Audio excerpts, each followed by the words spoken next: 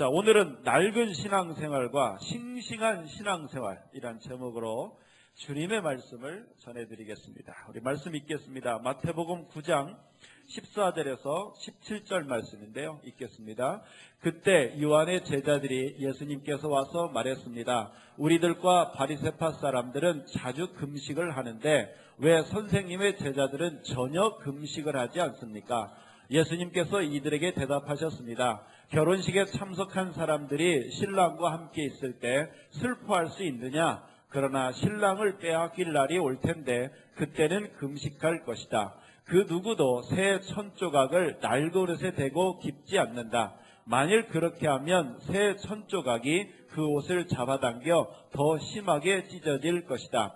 그 누구도 새 포도주를 낡은 가죽 부대에 담지 않는다. 만일 그렇게 하면 낡은 부대가 터져 포도주가 쏟아지고 가죽 부대도 못 쓰게 될 것이다. 새 포도주는 새 가죽 부대에 넣어야 한다. 그래야 둘 다 보존될 수 있다. 아멘.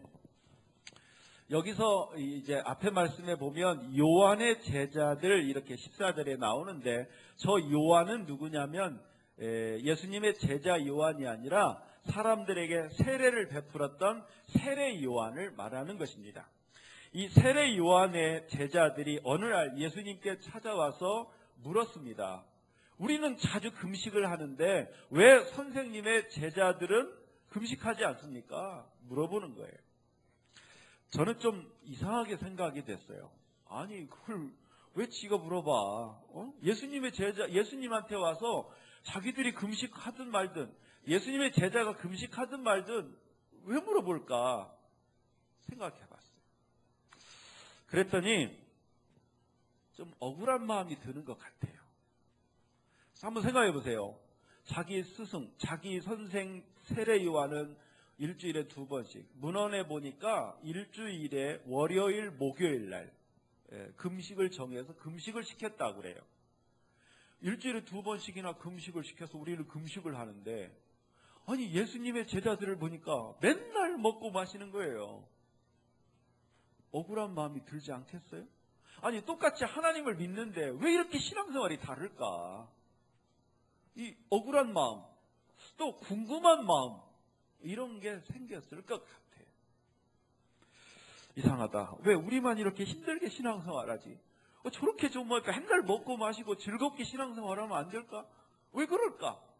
그런 궁금함을 가지고 예수님께 와서 물었던 것입니다. 그러자 예수님이 뭐라고 말씀합니까? 새 술은 새 부대에 담아야 한다. 이렇게 말씀하셨어요. 여기서 술은 내용물을 말합니다. 부대는 그 내용물을 담아내는 형식을 말합니다. 사실 내용도 중요하고 형식도 중요해요. 다 중요해요.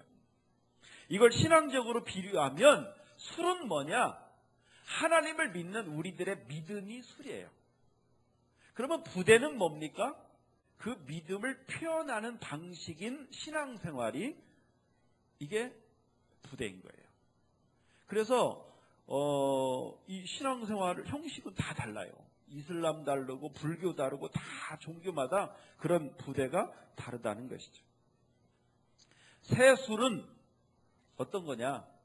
유대교와 다른 뭔가 하나님을 믿는 그 믿음을 얘기하는 것이고 새 부대는 뭐냐?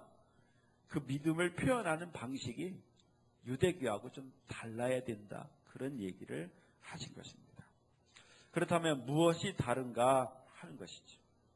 예수님이 보시기에 마음에 감동이 없어도 의무적으로 뭔가를 지켜야 하는 유대교. 내가 정말 금식하고 싶은 마음이 없어요. 근데 금식하라고 하니까 해야 되는 그런 의무적인 형식적인 그런 신앙은 우리 주님이 보았었을 때 뭐냐? 낡은 부대다. 그런 거예요. 그러면 예수님이 말씀하신 새 부대는 뭘 표현한 걸까요? 금식하고 싶을 때 하는 거예요. 그것을 우리 주님은 말씀하신 겁니다. 여기 이제 신랑과 신부의 비유를 했습니다. 여러분 결혼식 날 신랑과 신부가 함께 있을 때 슬퍼요? 기뻐요? 기쁘지요? 그러면 금식을 할 필요가 있습니까? 없습니까?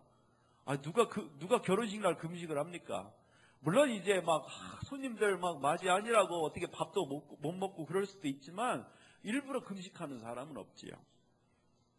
그런데 유대교는요, 금식하라는 거예요. 월요일날, 목요일날 금식해야 된다. 그런데 예수님은 뭐라고 말씀하십니까? 그렇게 기쁜데 뭐하러 금식하느냐.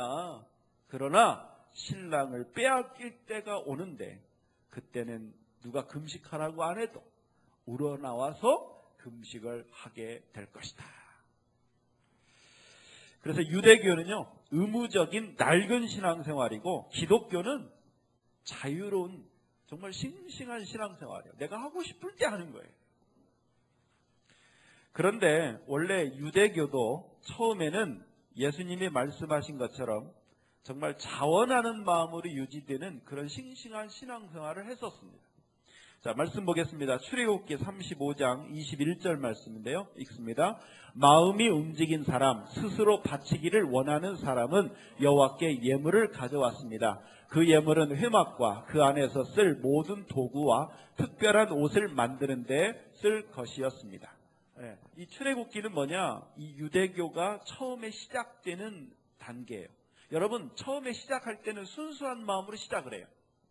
마음이 움직인 사람, 스스로 내가 하고 싶은 자원하는 마음으로 되는 거예요. 이 싱싱한 신앙생활이 가장 꽃을 피웠던 때가 언제냐? 다윗 시대입니다. 다윗 시대 때. 우리 역대상 29장 9절 말씀 읽습니다. 지도자들은 기쁜 마음으로 여호와께 예물을 바쳤습니다. 그들이 한결같이 기쁜 마음으로 여호와께 바쳤으므로 백성도 기뻐했고 다윗도 기뻐했습니다. 여기 기뻐했고 기뻐했습니다. 기쁨이란 단어가 벌써 이 한 문장에 4번이나 나와요. 왜 그러냐? 기쁨은 어디서 나오느냐? 자기가 하고 싶은 일을 할 때 기쁜 거예요. 주님께 예물을 드리고 주님께 예배를 드리는 게 기쁜 거예요. 다윗 시대 때 그랬어요. 다윗 시대 때. 근데 이렇게 기뻤던 신앙생활이 이제 내리막길을 걷는 거예요. 솔로몬 시대 때부터.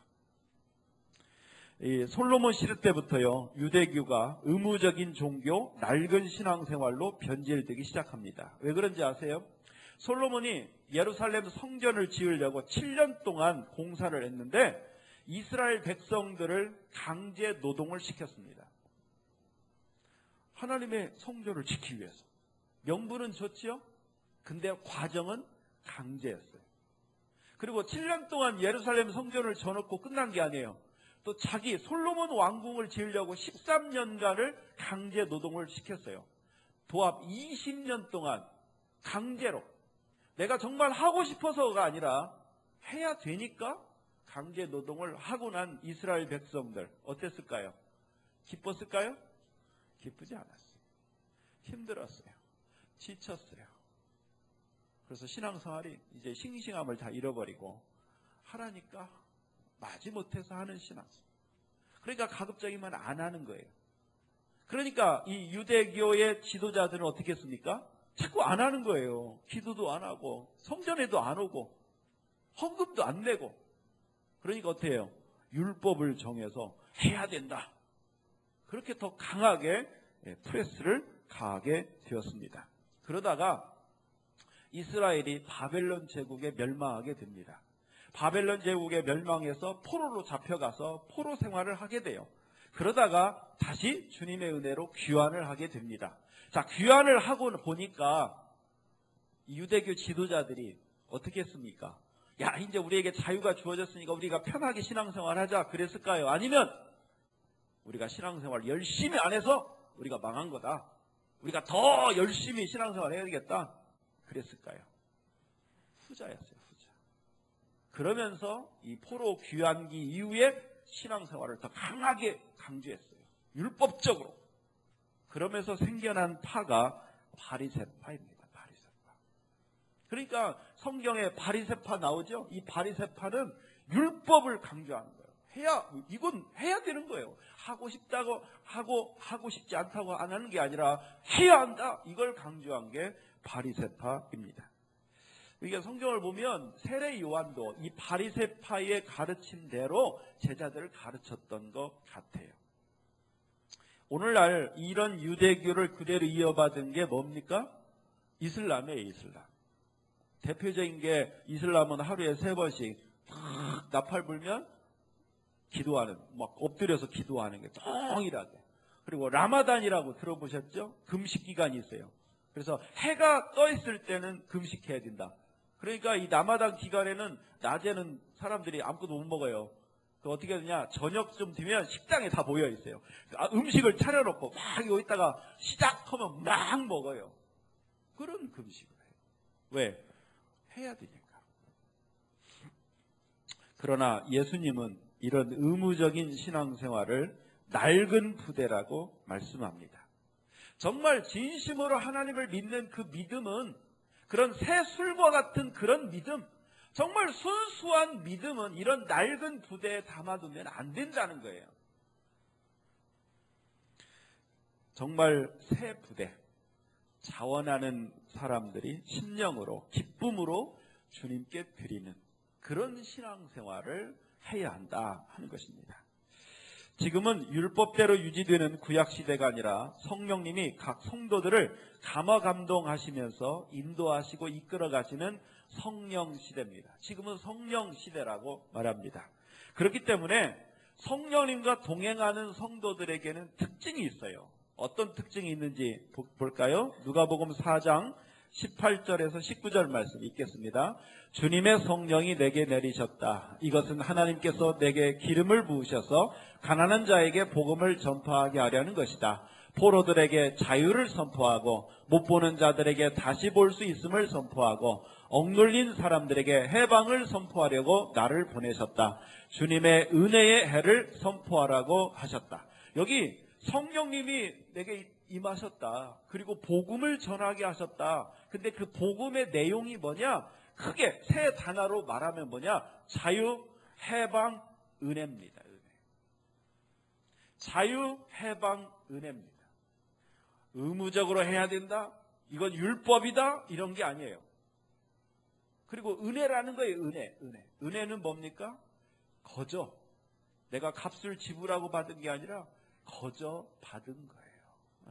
우리 신앙생활, 우리 구원 거저 받은 거예요. 거저 받은. 우리 신앙생활을 그렇게 하는 거예요. 그래서 성령님과 동행하는 사람의 신앙생활은 어떠냐? 굉장히 자유롭고 편안하고 은혜가 넘칩니다. 은혜가 넘친다는 것은 무슨 말이냐? 다른 사람의 부족한 걸 보고도 비난하지 않는다는 거예요. 은혜 받은 사람은 다른 사람을 정죄하지 않습니다. 아니, 나도 거저 받았는데 누가 누구를 돈 주고 산 사람들은 뭐라고 할 수 있어요? 은혜 받은 사람은요, 아유, 나 같은 죄인도 용서해 주셨는데, 저 사람은 용서해 주시겠지. 누가 누구를 비난합니까? 그래서 성령님이 이끌어 가시는 교회의 분위기는요, 자유롭고 편안하고 은혜롭습니다. 예배를 드리는 거나 헌금을 드리는 거나 봉사를 하는 거나 이것들을 다 본인이 정말 마음에 감동이 돼서 하고 싶을 때 하는 그런 교회가 바로 성령이 이끌어 가시는 교회입니다. 물론 그러다 보면 교회가 오합지졸처럼 보이기도 해요. 왜냐하면 하고 싶은 마음이 생겼다가 어느 날 하고 싶지 않은 마음이 생기기도 하고, 그래서 왔다가 안 왔다가 했다가 안 했다가 그렇게 합니다. 근데 군대나 회사는 그렇게 하면 망하지요. 근데 교회는 괜찮아요. 여기는 군대 아닙니다. 예. 우리는 군대가 아니에요. 예. 우리는 회사도 아니에요. 우리는 주님께 은혜 받은 사람들입니다. 우리 교회는 그래도 되는 거예요. 이게 조금 어려울 수 있는데 그래도 돼요. 여러분, 성경을 잘 보세요. 예수님이 특별 새벽 기도를 하셨나요? 혼자 하셨어요. 새벽 기도. 제자들을 아침에 깨워서 강제로 큐티해야 된다 이러지 않으셨어요. 기도시키지 않으셨어요. 예수님은 그냥 혼자 계속 기도하시고 그냥 보여주셨어요. 그리고 나중에 성령님이 임하시면, 그들에게 성령님이 감동 주시면 그들이 할 것이다. 믿어주셨어. 이것이 예수님의 방식입니다. 이것이 예수님이 말씀하시는 새 부대인 거예요. 새 부대. 물론 목사 입장에서는 솔직히 유대교가 좋습니다. 의무감을 가지고 그러면 나왔다 안 나왔다 했다 안 했다 그런 사람 없이 꾸준히 하니까 교회가 군대처럼 돌아가면 좋겠어요, 싫겠어요? 목사한테는 좋습니다. 좋아요. 그래서 지금 교회를 군대처럼 만드는 목회자들이 있어요. 성도들. 그런데 그것은 예수님의 방식은 아니에요. 예수님의 방식. 자, 우리 찬양팀. 이 찬양팀들이 이렇게 매주일 나와서 연주하고 앞에서 찬양하는 게 이게 의무입니까? 안 나와도 돼요. 어쩌면 어느 날 이 찬양팀이 한 명도 없을 수도 있어요. 그래도 돼요. 그래도. 왜? 그렇게 해야만 하는 게 아니에요. 그렇게 해야만 하는 일이라면 이렇게 나와서 찬양하고 연주하는 거 감사할 일이 없어요. 근데 그렇게 안 해도 되는데 매주일마다 일찍 와서 이렇게 하는 거예요. 이게 은혜고 이게 감사한 거예요. 많은 목회자들이 예수님의 방식대로 이 말씀을 그대로 전하는 게 아니라 솔직히 유대교를 따라가는 목회자들이 많아요. 그래서 좀 솔직히 말하면 이런 거죠. 좀 의무적으로라도 했으면 좋겠어요. 했다 안 했다 하는 것보다 의무감을 갖고라도 매주 했으면 좋겠어요. 솔직히 앞에서. 근데 그것은 주님의 방식이 아니라는 거예요. 저는 여러분에게 자유를 드리는 거예요. 왜? 예수님이 우리에게 자유를 주셨기 때문에. 그러면 했다 안 했다 하면 어떡합니까? 괜찮아요. 그렇게 하다가요, 점차 은혜 받고 그러면서 믿음이 자라면서 그런 것들이 더 정말 신실해져 가는 거죠. 그때까지 믿어주고 기다려주는 거, 그게 교회입니다. 그래서 교회에서는요, 불성실하다고 비난해서는 안 되는 거예요. 직장에서는 그럴 수 있어요. 왜? 돈 받고 일하고 그러니까. 그런데 교회에서는 비난하지 마세요. 정죄하지 마세요. 나도 은혜 받았고 당신도 은혜 받았고 은혜 받은 속에서 하는 거예요. 저는 그래서 우리 사역자들한테 사람들이 없어도 나라도 그냥 기쁜 마음으로 하자. 그것이 예수님의 방식이에요. 나는 기도하는데 너희들은 왜 기도 안 해? 일어나! 예수님 그러지 않으셨다는 거예요. 예수님은 조용히 혼자 가서 기도하셨고 그러셨다. 여러분, 성령님이 감동하시는 사람, 성령님의 감동대로 사는 사람은요, 동일한 모습을 갖게 돼요. 자유를 줘도요, 그렇게 되는 거예요.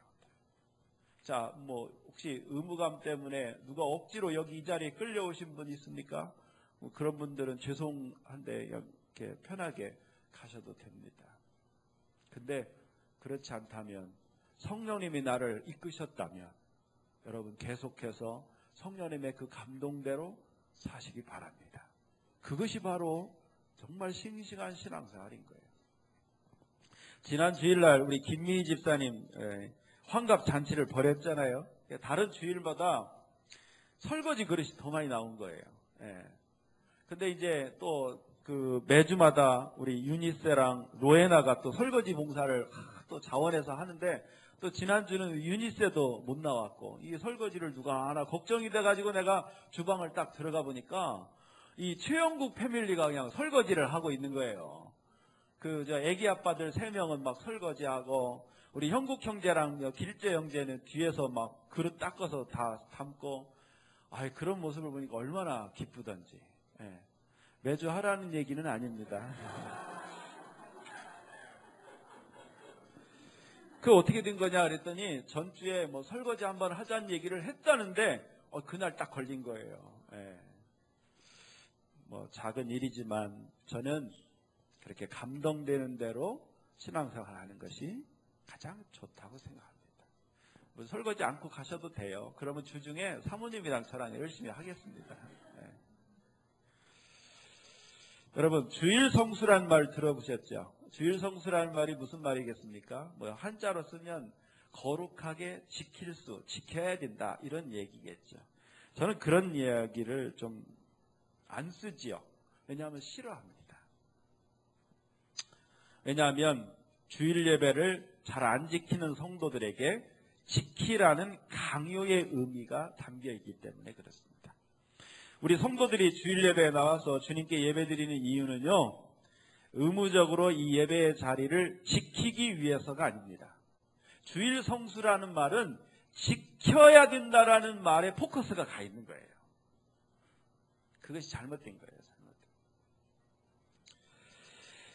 우리가 예배를 드린 이유는 나를 구원해 주신 주님께 감사해서 주님을 높여드리고 찬양하고 주님의 말씀을 듣고 또 주님께 내 마음을 다해서 내 누구에게 말하지 못했던 것들을 주님께 기도하고 내 문제를 주님께 맡기고 좀 후련하게 그렇게 돌아가기 위해서 예배를 드리는 것입니다. 근데 사람이 살다 보면요, 주일 예배 지키기가 쉽지 않아요. 몸이 아프거나 너무 피곤해서 잠을 자거나 또는 급한 일이 생겨서 주일 예배에 못 나올 수도 있습니다. 그래도 됩니다. 학교나 직장은 냉정하게 안 왔으면 결석 처리하죠. 그러나 주님은 우리의 몸을 원하시는 것이 아니라 우리의 마음을 원하시기 때문에 우리의 사정을 다 이해를 하십니다. 그렇기 때문에 지켰냐 안 지켰냐는 물리적 상태보다 우리의 마음이 얼마나 주님과 가까운가 하는 우리의 심리적 상태가 더 중요하다는 것이죠. 자, 말씀 볼까요? 이사야서 1장 12절 말씀이 있겠습니다. 너희는 나를 만나러 오지만 누가 너희더러 이렇게 들락날락하며 내 마당만 밟으라고 했느냐. 이게 이사야 선지자를 통해 하나님이 이스라엘 백성에게 하신 말씀인데 이게 무슨 얘기냐? 이스라엘 백성들은요, 마음 진심으로 하나님을 만나고 싶습니다. 하나님 나를 구원해 주세요. 하나님 사랑합니다. 이런 마음으로 제사를 드린 게 아니라 제사를 드려야 되니까, 안식일 날 어디 못 가니까, 안식일을 안 지키면 죽이니까 안식일을 지킨다고 성전에 왔던 거예요. 마음은 딴 데가 있고. 그러니까 이사야 선지자를 통해 주님이 말씀하신 거예요. 이 마당만 밟느냐. 너희들은 오지만 마음은 안 오고 몸만 와서 마당만 밟고 간다. 이게 싫다는 거예요. 싫다는 거예요. 그러니까 주일 성수 억지로 지키는 거 주님이 싫어하십니다. 주님을 사모하고 주님 뜻대로 살려고 하는 마음이 없이 그저 형식적으로 제사를 지내기 위해 성전에 온 이스라엘 백성들에게 주님은 내 마당만 밟았다고 말씀하시는 거예요. 주님은 그런 마지못해 하는 것 싫어하십니다. 이런 얘기 좀 오해 없이 들으시기 바랍니다. 예배 드리기 싫을 때는 오지 마세요. 헌금 드리고 막 아깝다고 생각이 들 때는 헌금 드리지 마세요. 왜? 우리 주님은 동량을 원하시는 게 아니에요. 정말 내가 드리고 싶을 때 그때 하시는 거예요. 그렇게 하면 교회가 유지되느냐? 유지 안 돼도 돼요. 교회 유지하는 게 목적입니까? 아니에요. 하나님과 우리 성도들의 그 1대1의 마음 관계가 그게 중요한 거예요. 생각해 보세요. 연애를 합니다. 멀리 있어도 확 달려가요. 근데 일주일에 나랑 연애하니까 일주일에 적어도 3번은 만나야 돼. 이렇게 정해준, 이게 연애입니까? 이미 그렇게 정하는 순간 이미 그건 끝난 거예요. 우리 신앙생활을 어떻게 했냐? 막 보고 싶은 마음. 내가 오늘은 좀 피곤한데 그래 쉬어. 그걸 인정해 주는 것이 그 중요한 것이지. 우리 신앙생활은요, 정말 주님은 우리에게 자유를 주십니다. 그리고 그 자유 가운데 우리가 마음의 감동이 돼서 드리기를 원하시는 거예요. 드리기를. 네. 제가 교회 주일날 좀 안 나오시는 분들에게 막 전화해서 막 주일에 지키셔야지 이렇게 안 하는 것에 대해서 고마워하시는 분도 계시지만 또 왜 이렇게 관심이 없으실까 하시는 분도 계실 수도 있어요. 근데 하나님이 하실 거라고 저는 믿습니다. 네. 성령님이 감동을 주셔야지 그 뭐 다른 사람 눈치 보고 다른 사람이 그러니까 언제까지 그렇게 할 겁니다. 여러분 공부 좀 해야지. 그런데 야 공부 좀 해라. 그러면 어때요? 공부 갑자기 하기 싫어져요. 아 이제 청소 좀 할까? 그런데 청소하라 그러면 싫어져요. 네. 그런 거예요. 왜? 우리 사람은요 자유를 중시하는 거예요. 자유. 나에게 자유가 있어요. 누군가가 내 자유를 억압할 때 거기에 대한 반발심이 생기는 거예요. 신앙생활도 우리의 그 자유 안에서 우리가 하는 거예요. 여러분 조금 힘들고 지치고 하고 싶지 않을 때는 안 하는 게 좋습니다. 그래야 하고 싶을 때 더 잘할 수 있어요.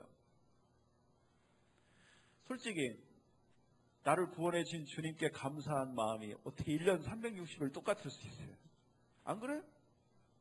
어떤 때는 생활이 지치다 보니까 이건 뭐 구원해 주신 감사는 뭐 둘째치고 지금 내가 힘들어 죽게 이럴 때도 있어요. 그럴 때는 예배 별로 드리고 싶지 않아요. 기도 별로 할 마음이 없어요. 그래서 우리 찬양 인도자들이 중요한 거, 이 설교자가 중요한 거예요. 별로 찬양하고 싶은 마음이 없는데 찬양 인도자가 멘트를 해가면서 찬양 선곡이 내 마음을 막 울릴 때 다시 또 내 마음을 다짐하고 그래 주님밖에 없지. 내가 주님을 찬양해야지. 주님을 신뢰해야지. 그렇게. 그래서 교회가 막 강요나 이런 걸로 가는 게 아니라 감동으로 가야 돼요. 그래서 저도 설교를 할 때 정말 이거 해야 됩니다. 이게 아니라 막 하고 싶은 마음이 들도록 설교를 해야 돼요. 저는 알기는 알아요. 그렇게 못하지만 알기는 알아요. 우리 찬양 인도자들도 그렇게 가야 돼요. 나 찬양하고 싶지 않아. 이런 사람이 점차 박수 치면서 막 찬양을 하고 싶은 마음이 들도록 콘티도 짜고 멘트도 하고 그렇게. 그래서 교회가 그런 어떤 자유한 마음 그러나 감동되어서 예배하고 기도하도록 그렇게 만들어 가야 됩니다. 제가 이렇게 내려놓는 이유가 뭔지 아십니까? 이렇게 해야만 우리 교회가 그런 교회가 될 수 있어요. 억지로 하면요. 여러분 저는 이제 우리 사모님이 음식 해주면 다 맛있다고 안 해요. 짜면 짜다. 싱거우면 싱겁다. 왜요? 그래야 음식 솜씨가 좋아지니까.